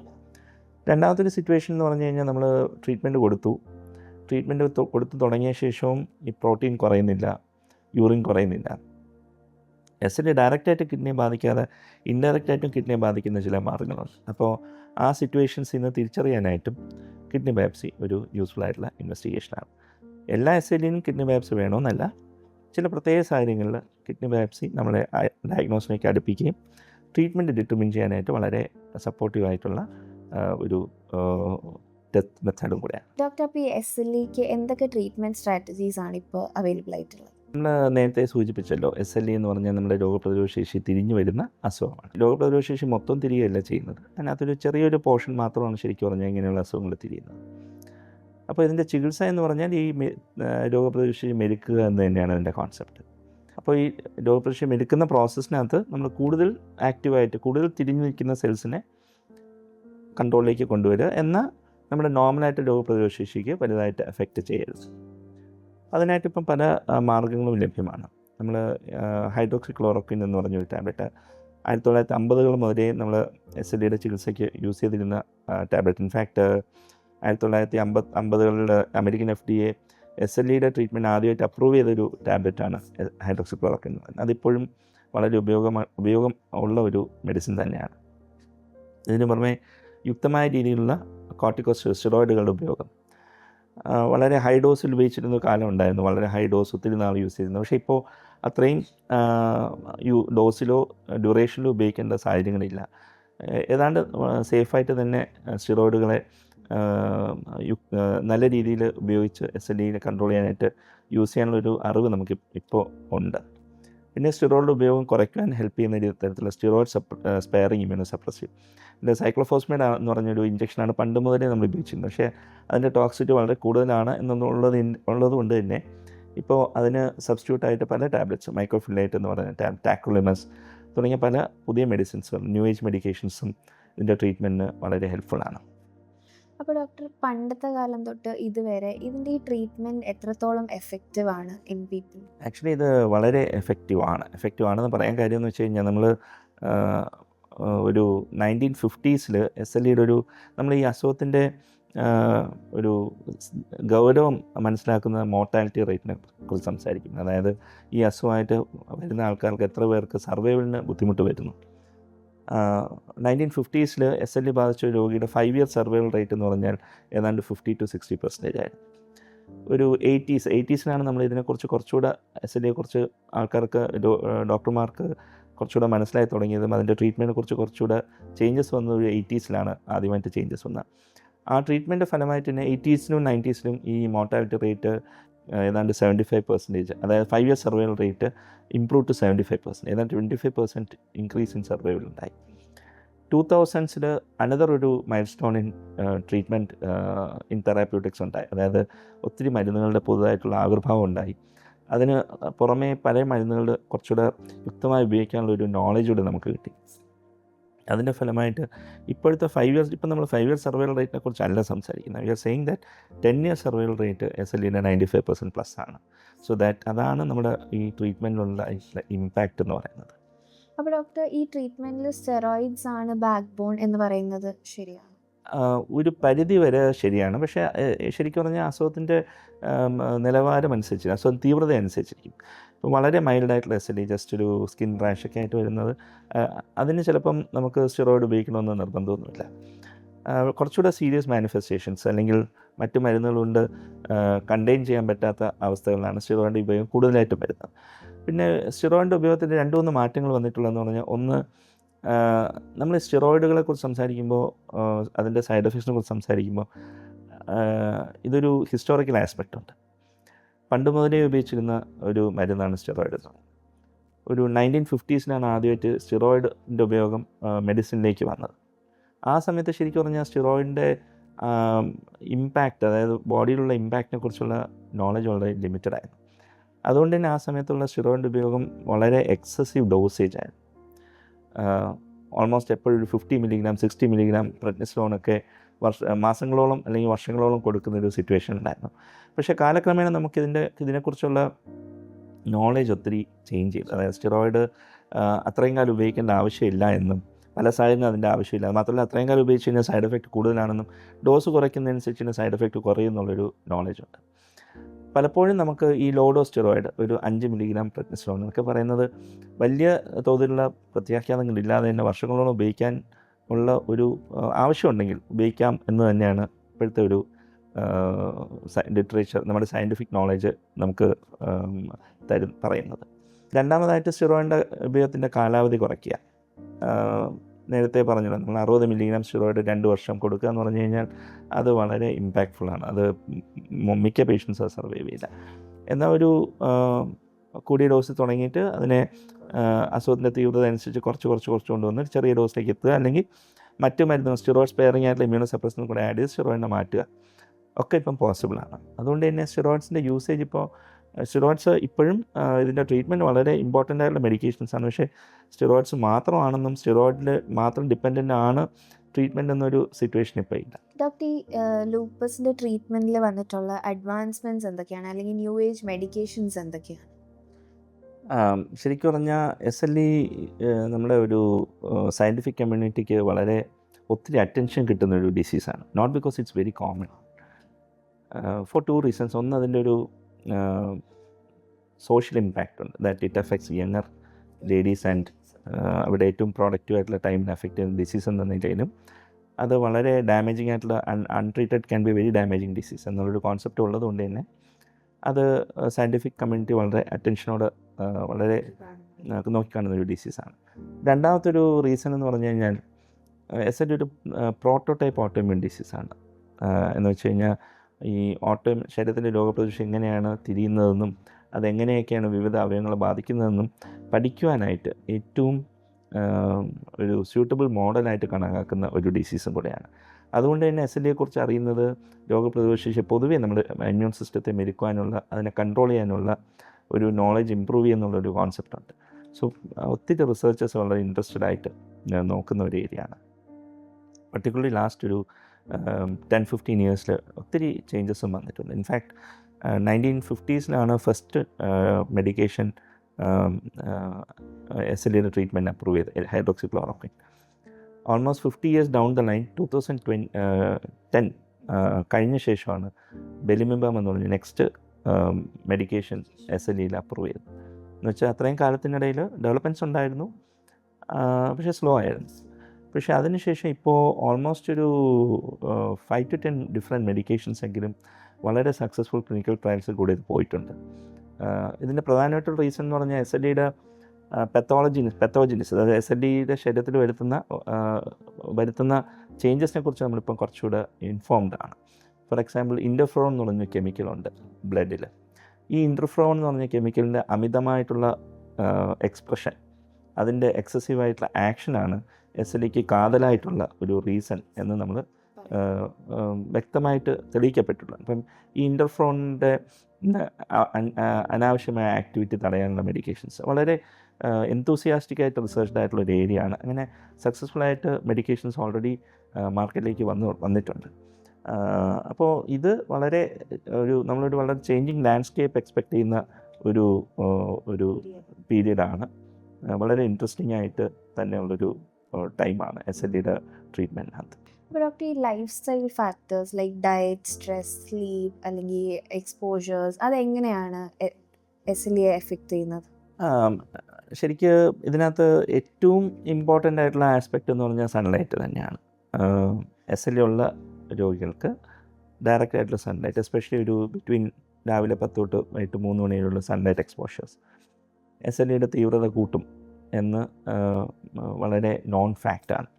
മെയിൻ റീസൺ എന്ന് പറഞ്ഞാൽ ഈ സൺലൈറ്റിലുള്ള അൾട്രാവയലറ്റ് റേസ് നമ്മുടെ സ്കിന്നിൽ പതിക്കുമ്പോൾ സ്കിന്നിൻ്റെ ഇമ്മ്യൂൺ സിസ്റ്റത്തെ ട്രിഗർ ചെയ്ത് അത് SLEയിലേക്ക് ഉള്ള ഒരു പാത്ത് ഓപ്പൺ ചെയ്ത് കൊടുക്കുക, അല്ലെങ്കിൽ SLE അഫക്റ്റ് ആയിട്ടുള്ള ആൾക്കാരിൽ അതിൻ്റെ സിവിയറിറ്റി കൂട്ടാനുള്ള സിറ്റുവേഷൻ ഉണ്ടാക്കുകയും ചെയ്യാം. സോ സൺലൈറ്റ് അവോയ്ഡൻസ് വളരെ കീ ആണ് SLE ബാധിച്ച വ്യക്തികളിൽ. രണ്ടാമതായിട്ടെന്ന് വെച്ച് കഴിഞ്ഞാൽ നമ്മൾ ഡയറ്റ്, ഹെൽത്തി ഡയറ്റ് മെയിൻറ്റെയിൻ ചെയ്ത് പോവുക. ബേസിക്കലി ഒത്തിരി വണ്ണം വയ്ക്കുക, അങ്ങനെയുള്ള ഫിനോടൈപ്സ് വരുമ്പോൾ പലപ്പോഴും ട്രീറ്റ്മെൻറ്റിനെ കോംപ്ലിക്കേറ്റ് ചെയ്യുന്ന കോമോബിഡിറ്റീസ്, ഡയബറ്റീസൊക്കെ SLEയിൽ ഡയബറ്റീസ് വന്നു കഴിയുമ്പം ട്രീറ്റ്മെൻറ്റ് കുറച്ചുകൂടെ കോംപ്ലിക്കേറ്റ് ആവുകയാണ്. അപ്പോൾ കോമോബിഡിറ്റീസ് കഴിയുന്നത്ര അവോയ്ഡ് ചെയ്യാനായിട്ട് നോക്കുക. പിന്നെ SLEയിൽ വളരെ ഇമ്പോർട്ടൻ്റ് ആയിട്ട് ഫാക്ടർ എന്ന് പറഞ്ഞാൽ, എസ്പെഷ്യലി ലാസ്റ്റ് 20 ഇയേഴ്സിൽ നമ്മൾ മനസ്സിലാക്കിയൊരു ഫാക്ടർ എന്ന് പറഞ്ഞാൽ, SLE വന്ന രോഗികൾക്ക്, പ്രത്യേകിച്ചും അൺകൺട്രോൾഡ് ആയിട്ടുള്ള SLE ഉള്ള ആൾക്കാർക്ക് ഹാർട്ട് അറ്റാക്കിനുള്ള റിസ്ക് സാധാരണ വ്യക്തികളെക്കാളും കൂടുന്നു എന്ന്. ഇൻഫാക്റ്റ് സ്റ്റഡീസ് കാണിക്കുന്ന ഒരു അൺകൺട്രോൾഡ് ഡയബറ്റീസ് ഉള്ള ഒരാൾക്ക് ഹാർട്ട് അറ്റാക്ക് വരുന്ന അത്രയും റിസ്ക് തന്നെ, അല്ലെങ്കിൽ അതിനേക്കാളും റിസ്ക് അൺകൺട്രോൾഡ് ആയിട്ടുള്ള SLE ഉള്ള ഒരു വ്യക്തിക്ക് ഉണ്ടെന്ന് തന്നെയാണ്. അപ്പം ഈ കാർഡിയോവാസ്കുലർ റിസ്ക് ഫാക്ടേഴ്സ് പ്രോപ്പറായിട്ട് മോണിറ്റർ ചെയ്യുക. അപ്പം യങ് ഏജിലാണ് വരുന്നതെങ്കിലും ഒരു ഇടയ്ക്കൊരു കൊളസ്ട്രോൾ ചെക്ക് ചെയ്യുക, ഷുഗേഴ്സ്, എസ്പെഷ്യലി സ്റ്റിറോയിഡ്സ് എടുക്കുന്ന പേഷ്യൻ്റ് ആണെങ്കിൽ ഷുഗർ നോക്കുക, ബ്ലഡ് പ്രഷർ നല്ല കൺട്രോളിൽ കൊണ്ടുപോകുക. ഇതൊക്കെ ഇതിനൊക്കെ ഹെൽപ്പ് ചെയ്യാനായിട്ട് ഒബ്വിയസ്ലി നമ്മുടെ ഫിസിക്കൽ ആക്ടിവിറ്റി മോഡിഫിക്കേഷൻ, ഒരു നല്ലൊരു ഹെൽത്തി ലൈഫ് സ്റ്റൈല്, ഡയറ്റും ഫിസിക്കൽ ആക്ടിവിറ്റീസും ഹെൽപ്പ് ചെയ്യും. അതുകൊണ്ട് തന്നെ അങ്ങനെയുള്ള ആസ്പെക്ട്സ് ഇമ്പോർട്ടൻ്റ് ആണ്. പിന്നെ വേറൊരു വളരെ പ്രസക്തമായിട്ട് വരുന്ന ഒരു ഏരിയ എന്ന് പറഞ്ഞാൽ ഇമ്മ്യൂണൈസേഷൻസ് ആണ്. നമ്മൾ ഇമ്മ്യൂണൈസേഷൻ, നമ്മുടെ ഒരു കോൺസെപ്റ്റ് എന്ന് പറഞ്ഞാൽ കുട്ടികൾക്ക് എടുക്കേണ്ട കുത്തിവയ്പ്പുകളാണ്. പക്ഷേ ഇപ്പോൾ ഓവർ ദ ലാസ്റ്റ് ഒരു 10-15 ഇയേഴ്സ് എഗെയിൻ ഈ ഒരു മേജർ ചേഞ്ച് ഇൻ തോട്ട് ഉണ്ടായിട്ടുണ്ട്. എന്ന് വെച്ച് കഴിഞ്ഞാൽ vaccinations can even help adults, especially SLEയുടെ രോഗപ്രതിരോധശേഷി കുറയുമെന്ന് നമ്മൾ പറഞ്ഞു, അല്ലെങ്കിൽ മെഡിക്കേഷൻ എടുക്കുമ്പം കുറയാനുള്ള ചാൻസ് ഉണ്ട്. അപ്പോൾ ഒബ്വിയസ്ലി ഇൻഫെക്ഷൻ റിസ്ക് കൂടും. അപ്പോൾ അതിനകത്ത് ചില ഇൻഫെക്ഷൻസ് എങ്കിലും, കുറച്ച് കോമൺ ആയിട്ടുള്ള ചില ഇൻഫെക്ഷൻസ് എങ്കിലും അഡൽട്ട്സിനും വാക്സിനേഷൻസ് അവൈലബിൾ ആണ്. ഈ വാക്സിനേഷൻസ് അപ്രോപ്രിയേറ്റ് ആയിട്ടുള്ള പേഷ്യൻസിനെ ഐഡൻറ്റിഫൈ ചെയ്ത് അവർക്ക് കൊടുക്കുന്നത് ഹെൽപ്ഫുള്ളാണ്. For example influenza vaccination, hepatitis B vaccination, ഇതൊക്കെ അഡൽട്ട്സിനും ഹെൽപ്ഫുള്ളായിട്ടുള്ള വാക്സിനേഷൻസാണ്. പിന്നെ മൂന്നാമതായിട്ട് നമ്മൾ ഇത് മെഡിക്കേഷൻസ് എടുക്കുമ്പോൾ, ഫോർ ചില പർട്ടിക്കുലർ OCPs, SLE ഉള്ള ലേഡീസ് കഴിയുന്നതും OCPs, എസ്പെഷ്യലി ഈസ്ട്രൻ്റെ OCPs എല്ലാം അല്ല, ഈസ്ട്രൻ എക്സസീവായിട്ടുള്ള കണ്ടൻറ്റുള്ള OCPs അവോയ്ഡ് ചെയ്യുന്നതാണ് ഉത്തമം. ഇതൊക്കെയാണ് നമ്മുടെ ജനറലായിട്ടുള്ള ലൈഫ് സ്റ്റൈൽ ചേഞ്ചസ് ആവശ്യമുള്ളത്. ഡോക്ടർ, നമ്മൾ ഈ ലൂപ്പസ് റെമിഷൻ എന്നൊരു ടേം കേട്ടിട്ടുണ്ട്. സോ ഈ മെഡിക്കൽ ടേംസിൽ റെമിഷൻ എന്ന് വെച്ചാൽ ലൈക്ക് എന്താണ്, what does it mean? Remission എന്ന് പറഞ്ഞു കഴിഞ്ഞാൽ, ശരിക്കും പറഞ്ഞാൽ അസുഖത്തിൻ്റെ രണ്ട് രീതി നമുക്ക് പറയാം. ഒരു ഇൻഫെക്റ്റീവ് ഡിസീസിനകത്ത് നമുക്ക് റെമിഷൻ എന്ന് പറയാൻ പറ്റുമെന്ന് പറഞ്ഞാൽ ആ ഇൻഫെക്ഷനെ മൊത്തമായിട്ട് പറിച്ചെടുത്ത് ദൂരെ കളഞ്ഞു. ഫോർ എക്സാമ്പിൾ ഒരു ജലദോഷപ്പനി വന്നു, ഫ്ലൂ വൈറസ് ഉള്ളിൽ കയറി ജലദോഷപ്പനി വന്നു. ഓക്കെ, ട്രീറ്റ് ചെയ്തെങ്കിലും തന്നെ ഫ്ലൂ മാറുമെന്നാണ് കോൺസെപ്റ്റ്. അപ്പോൾ അത് ഒരു പീരീഡ് കഴിയുമ്പോഴത്തേക്ക് കംപ്ലീറ്റ് ആയിട്ട് എലിമിനേറ്റഡ് ആയിപ്പോയി. പക്ഷേ SLEയിൽ നമുക്ക് അങ്ങനെ ഒരു സിറ്റുവേഷൻ പറയാൻ പറ്റില്ല. എന്ന് വെച്ചാൽ കംപ്ലീറ്റ് ആയിട്ട് അസുഖത്തെ പറിച്ചെടുത്ത് കളഞ്ഞു എന്ന് പറയാനുള്ളൊരു സാഹചര്യം ഇപ്പോഴത്തെയും നമ്മുടെ ഒരു ട്രീറ്റ്മെൻറ്റ് ലെവലിൽ, സയൻറ്റിഫിക് അണ്ടർസ്റ്റാൻഡിങ്ങിലും നമ്മുടെ ലെവൽ ഓഫ് ട്രീറ്റ്മെൻറ്റ് അങ്ങനെ അവകാശപ്പെടാനായിട്ട് സാധിക്കും. എന്നാൽ സിംറ്റംസ് ഇല്ലാത്തൊരു സിറ്റുവേഷൻ, വയലപ്പുണ്ണൊന്നുമില്ല, സ്കിന്ന് ഹെൽത്തിയാണ്, ഹെയർ ഗ്രോത്ത് നോർമലാണ്, കിഡ്നി എഫക്റ്റ് ചെയ്യും, കിഡ്നിയിൽ പ്രോട്ടീൻസ് മേ ബി നേരത്തെ ഉണ്ടായിരുന്ന പ്രോട്ടീനൊന്നും ഇല്ല, ഇപ്പം കിഡ്നി ഫുള്ളി നോർമലി ഫങ്ഷനിങ് ആണ്, അങ്ങനെ ഒരു situation actually very well possible ആണ് SLE. ആൻഡ് അത് can actually go on for years together, can be maintain for years. പിന്നെ റെമിഷനെ കുറിച്ച് നമ്മൾ പറയുമ്പോൾ രണ്ട് റെമിഷൻ പറയും. ക്ലിനിക്കൽ റെമിഷനെ കുറിച്ച് പറയുമ്പോൾ ഒന്ന് drug free remission on drugs. Remission on drugs is definitely possible. അതായത് അസുഖത്തെ ഓൺ മെഡിസിൻസ് നല്ല രീതിയിൽ കൺട്രോൾ ചെയ്ത് വർഷങ്ങളോളം പോകാമെന്ന് വി ആർ ഫെയർലി കോൺഫിഡൻറ്റ്. പക്ഷേ ഡ്രഗ് ഫ്രീ റെമിഷൻ എന്ന് പറയുന്നത് പ്രോബബ്ലി ചില പേഷ്യൻസിൽ വർക്കൗട്ട് ചെയ്യാറുണ്ട്. ചില പേഷ്യൻസിന് for a certain period of time നമുക്ക് ചിലപ്പം നല്ല രീതിയിൽ കുറേ നാൾ പോയി ഡ്രഗ്സ് കുറച്ച് മാറ്റി കുറച്ചോ അല്ലെങ്കിൽ കുറേ നാൾക്ക് വരെയും ഡ്രഗ് ഇല്ലാതെ പോകുന്ന പേഷ്യൻസ്. പക്ഷേ അതൊരു റൂളല്ല. ദാറ്റ്സ് പ്രോബബ്ലി ഇപ്പോഴത്തെ അണ്ടർസ്റ്റാൻഡിങ് ദാറ്റ്സ് എൻ എക്സെപ്ഷൻ. നല്ല രീതിയിൽ ഓൺ ഡ്രഗ്സ് മെയിൻറ്റെയിൻഡായി പോകുന്ന പേഷ്യൻസിന് ഇടയ്ക്ക് ഡ്രഗ്സ് മാറ്റി നോക്കി അതിൽ ഒരു കുറച്ച് പേർക്കെങ്കിലും കുറച്ച് നാൾ മെഡിസിൻസ് ഇല്ലാതെ പോകാം. പക്ഷേ എനിക്ക് റോങ് മെസ്സേജ് ഇതിനകത്ത് തരാൻ താല്പര്യമില്ല. എന്ന് വെച്ച് കഴിഞ്ഞാൽ മെഡിസിൻസ് ഇല്ലാതെ SLE കംപ്ലീറ്റ് ആയിട്ട് ക്യൂർ ചെയ്യാൻ പറ്റുന്നൊരു മെസ്സേജ് വരരുത്. മെഡിസിൻ്റെ ഹെൽപ്പോടുകൂടി തീർച്ചയായിട്ടും ഡിസീസിനെ വളരെ കൺട്രോളോടുകൂടി തന്നെ കൊണ്ടുപോകാനായിട്ട് സാധിക്കും. ഈ ലൂപ്പസ് ഉള്ള women will they have complications കൺസീവിങ്ങിൽ? ഓക്കെ, ആക്ച്വലി പ്രോബ്ലി ഏറ്റവും ഇമ്പോർട്ടൻ്റ് ആയിട്ടൊരു ക്വസ്റ്റ്യൻ തന്നെയാണത്. നമ്മൾ നേരത്തെ പറഞ്ഞല്ലോ, ലൂപ്പസ് എഫക്റ്റ് ചെയ്യുന്ന യങ്സ്റ്റേഴ്സ്, യങ് ലേഡീസ്, അവർക്കാണ് കൂടുതലായിട്ട് എഫക്റ്റ് ചെയ്യുന്നത്. അപ്പോൾ ഇവർ നമ്മുടെ ഒരു സോഷ്യൽ ഇത് നോക്കുകയാണെങ്കിൽ people who are just about to start a career, ഒരു പ്രൊഫഷൻ സ്റ്റാർട്ട് ചെയ്ത് നിൽക്കുന്നു, ഫാമിലി സ്റ്റാർട്ട് ചെയ്ത് നിൽക്കുന്നു, ഫാമിലി എക്സ്പാൻഡ് ചെയ്ത് നിൽക്കുന്നു. അപ്പോൾ ഈ ഒരു സിറ്റുവേഷനിലാണ് പലർക്കും ലൂപ്പസ് എന്ന് പറഞ്ഞൊരു അസുഖത്തിലേക്കുള്ള എക്സ്പോഷർ വരുന്നത്. അല്ലെങ്കിൽ ചിലപ്പോൾ യങ് ഏജിൽ സ്റ്റാർട്ട് ചെയ്ത ലൂപ്പസ് ആയിരിക്കാം, പക്ഷേ ഡിസീസ് നല്ലതായിട്ട് പോകുന്നു, ദേ ആർ ഡൂയിങ് വെൽ, പക്ഷേ ഫാമിലിയിലേക്ക് പോകുന്നൊരു സിറ്റുവേഷൻ. ലൂപ്പസ് എന്ന് പറഞ്ഞാൽ ഫാമിലിക്ക് ഒരു ഫാമിലി സ്റ്റാർട്ട് ചെയ്യാൻ പാടില്ല എന്നൊരു കോൺട്രാൻഡിക്കേഷനായിട്ട് പറയാൻ പറ്റുന്നൊരു കണ്ടീഷനൊന്നുമല്ല. അതിന് പാലിക്കേണ്ട കുറച്ച് കാര്യങ്ങളുണ്ട്. ആ കാര്യങ്ങൾ ശ്രദ്ധിച്ചു കഴിഞ്ഞാൽ ലൂപ്പസ് ഉള്ള വ്യക്തികൾക്കും സക്സസ്ഫുള്ളായിട്ട് തന്നെ കൺസീവ് ചെയ്യാനും ഫാമിലി മുന്നോട്ട് കൊണ്ടുപോകാനുള്ള സാഹചര്യങ്ങൾ ഇപ്പോൾ ലഭ്യമാണ്. അപ്പോൾ ഡോക്ടർ, എന്തൊക്കെ പ്രിക്കോഷൻ അല്ലെങ്കിൽ പ്രിവെൻറ്റീവ് മെഷേഴ്സ് ആണ്? പ്രധാനമായിട്ടും നമ്മൾ 3 കാര്യങ്ങളാണ് ശ്രദ്ധിക്കേണ്ടത്. ഒന്ന്, SLE ഉള്ള വ്യക്തികളിൽ അത് നല്ല കൺട്രോൾ ആയിരിക്കണം. ആ ഒരു ഡിസീസ് വളരെ ഒരു 6 മാസമെങ്കിലും അതിൻ്റെ ബാഹ്യമായ ലക്ഷണങ്ങളൊന്നും ഇല്ലാതെ തന്നെ കൺട്രോൾ ചെയ്ത് പോകുന്നൊരു സിറ്റുവേഷൻ ആയിരിക്കണം. രണ്ടാമെന്ന് പറഞ്ഞു കഴിഞ്ഞാൽ SLEയുടെ എടുക്കുന്ന മെഡിസിൻസ് SLEക്ക് അനുയോജ്യമായ മെഡിസിൻസ് ആയിരിക്കണം, പ്രഗ്നൻസിക്ക് അനുയോജ്യമായ മെഡിസിൻസ് ആയിരിക്കണം. ഫോർ എക്സാമ്പിൾ, ഇപ്പോൾ മൈക്കോഫിൻലേറ്റ് എന്ന് പറഞ്ഞൊരു മെഡിസിൻ, അത് എടുക്കുന്ന രോഗികൾക്ക് പ്രഗ്നൻസിയിലേക്ക് പോകുന്നത് പ്രഗ്നൻസി കോംപ്ലിക്കേറ്റ് ചെയ്യും. അത് ഫീറ്റൽ ടോക്സിക് ആയിട്ടുള്ള മെഡിസിനാണ്. അപ്പോൾ അത് മാറ്റേണ്ടി വരും. അത് മാറ്റിയിട്ട് വേറെ സ്യൂട്ടബിൾ ആയിട്ടുള്ള മെഡിസിൻസിലേക്ക് മാറണം. മൂന്നാമതായിട്ടെന്ന് പറഞ്ഞാൽ SLEയുടെ രോഗ തീവ്രതയ്ക്കല്ലാതെ അല്ലാത്ത രീതിയിൽ പ്രഗ്നൻസിയിൽ പ്രഭാവം വരുത്താൻ പറ്റുന്ന 2 സിറ്റുവേഷൻസ് ഉണ്ട്. പ്രത്യേകിച്ചും ബ്ലഡിൽ ഉണ്ടാകുന്ന 2 ആൻറ്റിബോഡീസ് ഉണ്ട്. ഒന്ന് നമ്മൾ ആൻറ്റിറോ ആൻറ്റിബോഡീസ് എന്ന് പറയും, രണ്ടാമത്തെന്ന് പറഞ്ഞാൽ ആൻറ്റി കാർഡിയോലെപ്പിൻ ആൻറ്റിബോഡീസ് എന്ന് പറയും. ഇതിൽ ആദ്യം പറഞ്ഞ ആൻറ്റിറോ ആൻറ്റിബോഡീസ് ഉള്ള പ്രഗ്നൻസി, അതായത് അത് ഹാർബർ ചെയ്യുന്ന മദേഴ്സിൻ്റെ പ്രഗ്നൻസിയിൽ ഒരു റയറായിട്ട് വരാവുന്ന കോംപ്ലിക്കേഷൻ എന്ന് പറഞ്ഞാൽ ഒരു കൺജൻറ്റൽ ഹാർട്ട് ബ്ലോക്ക് എന്ന് പറഞ്ഞാൽ ഫീറ്റൽ കൺജൻറ്റൽ ഹാർട്ട് ബ്ലോക്ക് എന്ന് പറയും. അതായത് ഈ ആൻറ്റിബോഡി ക്രോസ് ചെയ്ത് കുഞ്ഞിൻ്റെ സൈഡിലേക്ക് പോയി കുഞ്ഞിൻ്റെ ഹൃദയത്തിൻ്റെ ഈ പ്രവർത്തനത്തെ അഫക്റ്റ് ചെയ്യാവുന്നൊരു സിറ്റുവേഷൻ. റെയറാണ്, പക്ഷേ സ്റ്റിൽ അത് SLE ഉള്ള ആൾക്കാരിൽ നമ്മൾ അവെയർ ആവേണ്ടതും അത് മോണിറ്റർ ചെയ്യേണ്ടതായിട്ടുള്ള ഒരു ആസ്പെക്റ്റാണ്. രണ്ടാമത്തെന്ന് പറഞ്ഞാൽ ആൻറ്റി കാർഡിലെപ്പിൻ ആൻറ്റിബോഡീസ് എന്ന് പറഞ്ഞൊരു കൂട്ടം ആൻറ്റിബോഡീസ് ഉണ്ട്. ഇതാണ് കുറച്ചുകൂടെ ആക്ച്വലി പ്രഗ്നൻസിയിൽ കുറച്ചുകൂടെ കോമൺ ആയിട്ട് കാണുന്ന ഒരു സെറ്റ് ഓഫ് ആൻറ്റിബോഡീസാണ്. ഒരു 20% SLE ആൾക്കാർക്ക് ഈ ആൻറ്റിബോഡീസ് പോസിറ്റീവ് ആയിരിക്കും. ഈ ആൻറ്റിബോഡീസ് പോസിറ്റീവ് ഉള്ളവരിൽ ഒരു ചെറിയ ശതമാനം ആൾക്കാർക്ക് പ്രഗ്നൻസി റിലേറ്റഡ് ആയിട്ടുള്ള adverse events, for example pregnancy loss, അല്ലെങ്കിൽ പ്രഗ്നൻസിയിൽ ഏർലി ടെർമിനേഷൻ ഓഫ് പ്രഗ്നൻസി, നേരത്തെ പ്രഗ്നൻസി ടെർമിനേറ്റ് ചെയ്യേണ്ട സിറ്റുവേഷൻ വരിക, അമ്മയുടെ സൈഡിൽ ബ്ലഡ് പ്രഷർ കൂടുന്ന situation, pregnancy induce hypertension എന്ന് പറയുന്ന പ്രീ എക്ലാംസി എന്നൊക്കെ പറയുന്ന കുറച്ച് കോംപ്ലിക്കേഷൻസ്, അമ്മയുടെ ബ്ലഡ് പ്രഷർ കൂടി വരുന്ന കോംപ്ലിക്കേഷൻസാണ്. പിന്നെ കുഞ്ഞിൻ്റെ ഗ്രോത്തിനകത്ത് വരുന്ന ചേഞ്ചസ്, ഇങ്ങനെ ഈ ആൻറ്റിബോഡീസ് ഉള്ളവർക്ക് ഇതൊക്കെയാണ് പൊട്ടൻഷ്യലി വരാൻ പറ്റുന്ന ചില കോംപ്ലിക്കേഷൻസ്. അപ്പോൾ ഇത് മോണിറ്റർ ചെയ്ത് അങ്ങനെ ഉണ്ടെങ്കിൽ അത് വരാതിരിക്കാനുള്ള രീതിയിലുള്ള ചികിത്സയും ലഭ്യമാണ്. ആ ചികിത്സയും തുടക്കം മുതലേ എടുത്ത് മുന്നോട്ട് കൊണ്ടുപോകാവുന്നതാണ്. പക്ഷേ as A physician I feel നമ്മുടെ ഏറ്റവും റെസ്പോൺസിബിളായിട്ടൊരു ആസ്പെക്റ്റ് എന്ന് പറഞ്ഞു കഴിഞ്ഞാൽ രോഗികൾക്ക് ആ ഒരു കറക്റ്റ് മെസ്സേജ്, അതായത് ഹാവിങ് എ ഡിസീസ്, SLE എന്നൊരു അസുഖം ഉണ്ട് എന്നുകൊണ്ട് ഇനി പ്രഗ്നൻ്റ് ആവാൻ പാടില്ല എന്നൊരു മെസ്സേജ് ഒരിക്കലും കൊടുക്കാൻ പാടില്ല. They also have the right to for a normal family life. ആ ഒരു മെസ്സേജ് ക്ലിയർലി കമ്മ്യൂണിക്കേറ്റ് ചെയ്യേണ്ടതാണ്.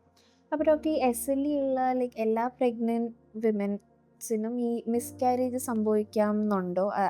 The risk of miscarriage? അങ്ങനെയില്ല. അങ്ങനെ നമ്മൾ പറഞ്ഞല്ലോ, SLEയുടെ രോഗം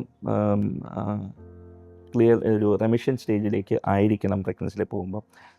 ഓക്കെ, ഇതിനകത്ത് 2 ആസ്പെക്ട്സ് പറയാം. ഇപ്പം നമ്മൾ നോർമൽ പ്രഗ്നൻസി ആയിട്ട് കമ്പയർ ചെയ്യുന്നു, SLE ഉള്ള വ്യക്തിയായിട്ട് പ്രഗ്നൻസി ആയിട്ട് കമ്പയർ ചെയ്യുന്നു. ചാൻസ് ഓഫ് കോംപ്ലിക്കേഷൻസ് SLE ഉള്ള വ്യക്തിയിലെ പ്രഗ്നൻസിക്ക് chance of complication definitely higher. Only thing is that they are manageable and effectively manageable. And majority of പ്രഗ്നൻസിക്ക് നമുക്കൊരു സക്സസ്ഫുൾ ഔട്ട്കമ്മിലേക്ക് തന്നെ കൊണ്ടുപോകാനും സാധിക്കാറുണ്ട്. അപ്പോൾ ഇതിൻ്റെ risk exactly as that of a normal person ചോദിച്ചാൽ അങ്ങനെ ആവണമെന്നില്ല.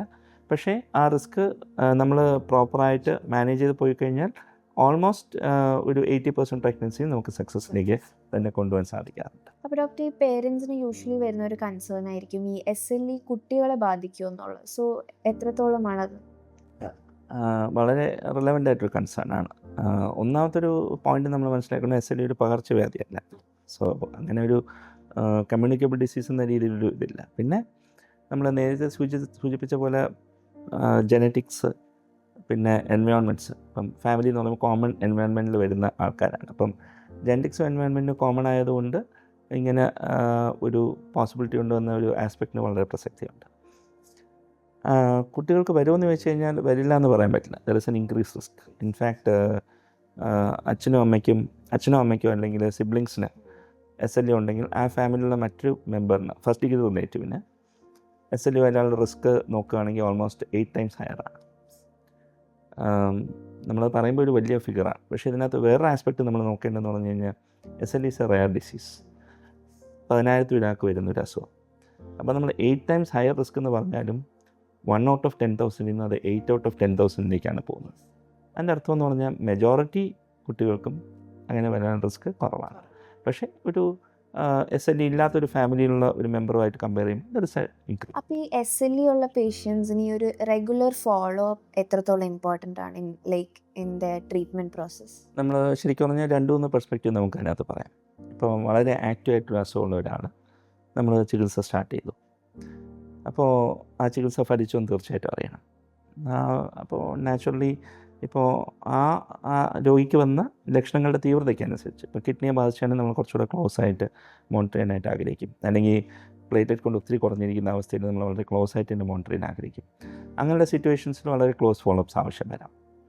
രണ്ടാമത്തെ സിറ്റുവേഷൻ, ഈ പേഷ്യൻറ്റിൻ്റെ രോഗാവസ്ഥ ഒരുവിധം കൺട്രോളായി വരുന്നു. അപ്പോൾ നമ്മൾ ഇനി നെക്സ്റ്റ് സ്റ്റെപ്പ് എന്ന് പറഞ്ഞാൽ മെഡിസിൻ കുറയ്ക്കുകയാണ്. അപ്പോൾ മെഡിസിൻ കുറയ്ക്കുന്നതെന്ന് പറഞ്ഞാൽ നമ്മൾ ശരിക്കും പറഞ്ഞാൽ അളവ്, ഒരു രോഗതീവ്രതയുടെ അളവും മെഡിസിൻ്റെ അളവും തമ്മിൽ ഒരു ടൈട്രേറ്റ് ചെയ്തിട്ടാണ് അതിൻ്റെ പ്രോസസ്സ് വരുന്നത്. അപ്പം ഒബ്വിയസ്ലി മേ ബി ഒരു 4 weeks അല്ലെങ്കിൽ 4 weeks to 3 monthly depending on എന്ത് മെഡിസിൻസ് എന്താണ് ഇനീഷ്യൽ മാനിഫെസ്റ്റ് എന്ന രീതിയിൽ നോക്കിയിട്ട് ആ പേഷ്യൻസിന് ഫോളോ അപ്പിലേക്ക് വിളിച്ചിട്ട് അവരുടെ പാരാമീറ്റേഴ്സ്, ക്ലിനിക്കലായിട്ടുള്ള അസസ്മെൻറ്റ്, പിന്നെ യൂറിൻ ടെസ്റ്റ് ഇതിൻ്റെ ട്രീറ്റ്മെൻറ്റിനകത്ത് വളരെ ഇമ്പോർട്ടൻറ്റ്. യൂറിനിൽ കിഡ്നി ഇൻവോൾവ്മെൻറ്റ് ഉണ്ടെങ്കിൽ പിന്നെ ബ്ലഡിൻ്റെ കൗണ്ട്സും കാര്യങ്ങളും, പിന്നെ ചിലപ്പോൾ കോംപ്ലിമെൻറ്റ്സ് ഒക്കെ പറഞ്ഞ ടെസ്റ്റുകൾ, ഇത് യുക്തമായ രീതിയിൽ ഇതിനെ മോണിറ്റർ ചെയ്ത് വേണം നമ്മൾ ഈ ഡോസ് കുറയ്ക്കാനായിട്ട്. ആ ഒരു പീരീഡിനകത്ത് ഒരു ഫോളോ അപ്പ് വളരെ റിലവൻ്റാണ്. ഇനി മൂന്നാമത്തെ സിറ്റുവേഷൻ എന്ന് പറഞ്ഞാൽ നല്ല രീതിയിൽ പോയി ട്രീറ്റ്മെൻറ്റ് സക്സസ്ഫുള്ളായി പേഷ്യൻ്റ് ഓൾമോസ്റ്റ് റെമിഷനിലേക്ക് പോയി. ഈ സിറ്റുവേഷനകത്ത് നമുക്കൊരു 1 in 3 to 6 months ബേസിക്കലി അസുഖം അങ്ങനെ തന്നെ ഇരിക്കുന്നുണ്ടോ, മരുന്നിൻ്റെ അളവ് മിനിമം ഡോസ് ആണെങ്കിൽ ആ ഡോസിനെ തന്നെ മെയിൻറ്റെയിൻ ചെയ്താൽ മതിയോ, ഒരു റെയർ സിറ്റുവേഷനിൽ മെഡിസിൻ ടേക്ക് ഓഫ് ചെയ്യാൻ പറ്റുന്ന സിറ്റുവേഷൻ ഉണ്ടോ, ഇതൊക്കെ നമുക്കറിയാനും ഈ ഫോളോ അപ്പ് ഇമ്പോർട്ടൻ്റ്. അപ്പം പ്രോപ്പർ ഫോളോ അപ്പ് ഇതിനകത്ത് is as important as treatment. Infrequent follow up often leads to അനാവശ്യ മെഡിക്കേഷൻസ് ഒത്തിരി നാൾ യൂസ് ചെയ്യേണ്ട സിറ്റുവേഷൻസ് വരുത്താം.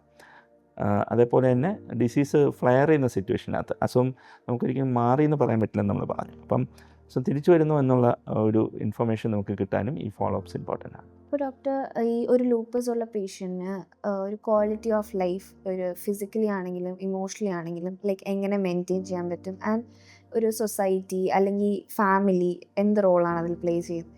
ആക്ച്വലി ഈ നമ്മൾ വരുന്ന population of people who have lupus, youngsters എന്ന് പറയുന്നത്, അപ്പം എഗെയിൻ ഈ ഒരു പോപ്പുലേഷൻ എന്ന് പറഞ്ഞാൽ ഇച്ചിരി ഒരു സെൻസിറ്റീവ് ആയിട്ടുള്ളൊരു ഏജ് ഗ്രൂപ്പാണ്. എന്ന് വെച്ച് കഴിഞ്ഞാൽ ആസ് നമ്മൾ നേരത്തെ പറഞ്ഞ പോലെ കരിയർ, ഫാമിലി, അങ്ങനെ പല കാര്യങ്ങളും. ഫാമിലി സപ്പോർട്ട് വളരെ ഇമ്പോർട്ടൻ്റ് ആണ്. വളരെ ഇമ്പോർട്ടൻ്റ് എന്ന് പറഞ്ഞു കഴിഞ്ഞാൽ ഒന്ന്, ഈ ഡിസീസിനകത്ത് ഇപ്പോൾ ആക്റ്റീവ് ആയിരിക്കുന്ന സമയത്ത്, അസുഖം തീവ്രമായി നിൽക്കുന്ന സമയത്ത് ഒബ്വിയസ്ലി അവർക്ക് എൻകറേജ്മെൻറ്റ് കൊടുത്ത് പോസിറ്റീവായിട്ട് അവരെ കൊണ്ടുപോകുക, കറക്റ്റായിട്ടുള്ള ട്രീറ്റ്മെൻറ്റ് അവരെ കൊണ്ടുപോകുക, ഫാമിലിയുടെ ഒരു റെസ്പോൺസിബിൾ ഫാമിലിയും അങ്ങനെയുള്ള ഫാമിലി മെമ്പേഴ്സ് ഉള്ളതിൽ വളരെ ഡെഫിനറ്റ്ലി ട്രീറ്റ്മെൻറ്റ് വലിയൊരു ഡിഫറൻസ് ഉണ്ടാക്കാം. രണ്ടാമത്തെന്ന് പറഞ്ഞാൽ ഈവൻ അസുഖം കുറഞ്ഞ അവസ്ഥയിലായാലും പലപ്പോഴും നമ്മൾ കാണുന്നതെന്ന് പറഞ്ഞാൽ SLE എന്ന് പറയുമ്പോഴത്തേക്കും അങ്ങനെ വന്നു, അയ്യോ എനിക്ക് അസുഖം വന്നുപോയി എന്നൊരു ചിന്തയിൽ മുഴുകി പോകുന്ന പല പേഷ്യൻസ് നമുക്കറിയാം. ശരിക്കും പറഞ്ഞാൽ SLEയുടെ ഒരു ഇമ്പോർട്ടൻ്റ് ആയിട്ടുള്ള ആസ്പെക്റ്റ് എന്ന് പറഞ്ഞാൽ അസുഖം വളരെ പൊട്ടൻഷ്യലി ഡിവാസ്റ്റേറ്റിംഗ് ആയിട്ടുള്ള അസുഖമാണ്. എന്ന് വെച്ചാൽ ഭയങ്കര മോശമായിട്ട് തന്നെ വരാൻ പറ്റുന്ന അസുഖം തന്നെ, അല്ലാന്ന് പറയാൻ പറ്റില്ല. പക്ഷേ കൺട്രോൾ ചെയ്ത് കഴിഞ്ഞാൽ ഓൾമോസ്റ്റ് നിയർ നോർമലായിട്ട് പോകാൻ പറ്റുന്ന സിറ്റുവേഷനുകൾ എന്ന് വെച്ച് കഴിഞ്ഞാൽ പലപ്പോഴും നമുക്ക് ഒരു സൊസൈറ്റിയിൽ ഇങ്ങനെ ഒരു സിറ്റുവേഷൻ ഒരു മിംഗ്ലിംഗ് സിറ്റുവേഷനകത്ത് അസുഖം ഉണ്ടെന്ന് തിരിച്ചറിയാൻ പോലും പറ്റില്ല. അത്രയും നല്ല രീതിയിൽ ഒരു ക്വാളിറ്റി ഓഫ് ലൈഫ് പൊട്ടൻഷ്യലി പോസിബിളായിട്ടുള്ളൊരു ഡിസീസും കൂടെയാണ്. അപ്പോൾ ആ ഒരു കോൺഫിഡൻസ് പേഷ്യൻസിന് കൊടുക്കുക, അത് ഡോക്ടേഴ്സിന് റോളുണ്ട്. പക്ഷേ അതിനേക്കാളേറെ റെസ്പോൺസിബിളായിട്ട് ഫാമിലി മെമ്പേഴ്സിനും റോളുണ്ട്. അവർക്ക് അവരുടെ ഡ്രീംസിനെ ചേസ് ചെയ്യാനായിട്ടുള്ള ഫെസിലിറ്റേറ്റ് ചെയ്യുക. SLE എൻ്റെ കൂടെ പലരും വന്ന് ചോദിക്കാണ്ട് SLE വന്നു ഇനി ഹയർ സ്റ്റഡീസിന് പോകുന്നതിനകത്ത് എന്താ അർത്ഥം? അതിനകത്ത് യാതൊരു റിലവൻസും ഇല്ലാത്തൊരു ചോദ്യമാണ്. ഹയർ സ്റ്റഡീസിന് അവർക്ക് നോർമലായിട്ടുള്ള സ്റ്റഡീസ്, നോർമലായിട്ടുള്ള കരിയറൊക്കെ ഡിസേർവിംഗ് ആയിട്ടുള്ള ആൾക്കാരും അത് എടുക്കാൻ ശേഷിയുള്ള ആൾക്കാരും തന്നെയാണ്. So SLE should not be ഒരു എൻഡ് ഓഫ് ലൈഫ് അല്ലെങ്കിൽ end of good life as we know it എന്നൊരു ചിന്ത വേണ്ട കാര്യമില്ല. സോ ഇതിനകത്ത് സമൂഹത്തിനും ഫാമിലിക്കും ഡോക്ടേഴ്സിനും ഒക്കെ ആ ഒരു പെർസ്പെക്റ്റീവ് കണ്ടിന്യൂസ് ആയിട്ട് പേഷ്യൻസിന് കൊടുക്കുന്നതിനുള്ള റെസ്പോൺസിബിലിറ്റി ഉണ്ട്. So doctor, one last question. ഇപ്പോൾ ഈ SLE ആയിട്ട് സ്ട്രഗിൾ ചെയ്യുന്ന യങ് പീപ്പിൾ അല്ലെങ്കിൽ യങ് ജനറേഷനോട് ഡോക്ടറിന് കൊടുക്കാനുള്ള മെസ്സേജ് എന്തായിരിക്കും? പ്രധാനമായിട്ട് എനിക്ക് കൊടുക്കാനുള്ള മെസ്സേജ് എന്ന് പറഞ്ഞു കഴിഞ്ഞാൽ ഇതൊരു ലോങ് ടേം ഡിസീസാണ്, അതിനകത്ത് ഡൗട്ടില്ല. പക്ഷേ it's a disease which can be very well managed. വളരെ എഫക്റ്റീവായിട്ട് മാനേജ് ചെയ്യാൻ പറ്റുന്ന disease to such an extent that ഒരു near normal quality of life നമുക്ക് തിരിച്ചു കിട്ടാൻ പറ്റുന്ന ഒരു അസുഖം കൂടെയാണ്. കൃത്യമായിട്ട് ചികിത്സ എടുക്കുക, കൃത്യമായിട്ട് റെസ്പോൺസിബിളായിട്ട് ഫോളോ അപ്പ് ചെയ്ത് അതിൻ്റെ റെസ്പോൺസിബിളായിട്ട് ട്രീറ്റ്മെൻറ്റ് എടുക്കുക. അതേപോലെ തന്നെ never stop to chase your dreams. SLE is not the end of life, but it's just that your life has to have a different perspective. ഒരു ആളെയും കൂടെ നമ്മൾ ലൈഫിലേക്ക് കൂട്ടുന്നു. പക്ഷേ we should continue to grow and chase our dreams. Thank you, doctor. So, as doctor mentioned, SLE is never an end to your life. And through this video, we would like to convey to all the young generations that SLE is a very manageable health condition. So never stop chasing your dreams.